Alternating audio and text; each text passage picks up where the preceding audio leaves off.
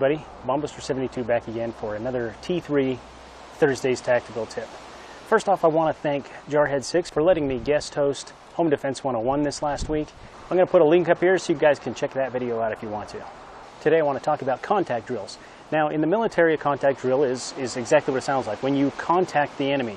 But what I want to talk about today is how do we equate this to the civilian world? Our reaction to contact in the civilian world, it rightfully so needs to be different than contact that we have in the military type situation in combat. So some of the differences are, in the military, when you're out on a patrol, you are expecting contact. You have to be. You're aware of that and you're expecting to engage the enemy. In our civilian life, when we're going to the mall, we aren't expecting to be shot at. In the military, when you are taking contact, a lot of what you're doing is engaging the enemy, trying to figure out where they are, fix the enemy in place, gain superiority over them, and then take the fight to the enemy.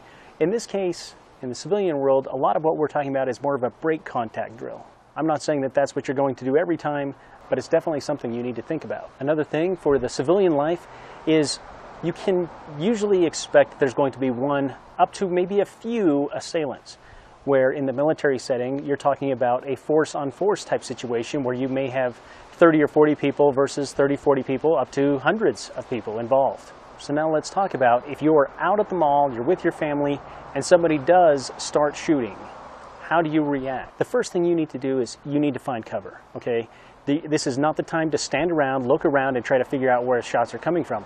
Get to cover. In the military, sometimes you would lay down a suppressive fire. This is really an indiscriminate fire, but you can't do that when you're at the mall. You can't just pull out your handgun and start shooting in the general direction that you heard gunfire coming from. You can't do that. You need to get to cover, protect yourself, protect your family, get people down, and then you need to assess the situation. Figure out, where are those shots coming from? Are you being targeted? Is somebody near you being targeted, or is the target somewhere else? This is also where you need to figure out if you're going to break contact. Do you leave? Do you escape the area? If you're with your family, this may be the best bet, or if they can safely do it, you may want your spouse to take your kids and everybody else and leave the area if you would decide to engage the gunman. You also need to figure out if you can safely fire back. Are there other innocent people nearby? This isn't like the movies where you can just start shooting and you're going to hit them every time. You need to be aware of other people in the area. So you're behind cover, you've figured out what is going on, you've assessed the situation, and you've decided a plan of action. Whether that is to escape the area or you've decided that it's time to take the fight to the attacker, you need to maneuver. You need to figure out where you're going to move and how you're going to do it. This is again a situation where things are different than the military. In the military, when you're moving, you will have fire support. You might not have that here. Your spouse may be carrying, there may be other people in the area who are also carrying concealed, and so you may have fire support, you may have some of that support, but you're not going to be able to coordinate those efforts unless you've practiced it with your spouse or friends and things like that. The reason why we would need to maneuver is to gain the advantage. We need to either have a better shot, a better line of sight, a better angle to fire, as well as moving to cover to keep ourselves safe from shots coming our way. And finally, we need to engage the threat. This is where practice is really important. The more realistic your training is, the better off you're going to be. The better you're going to react when you're put into a dangerous situation.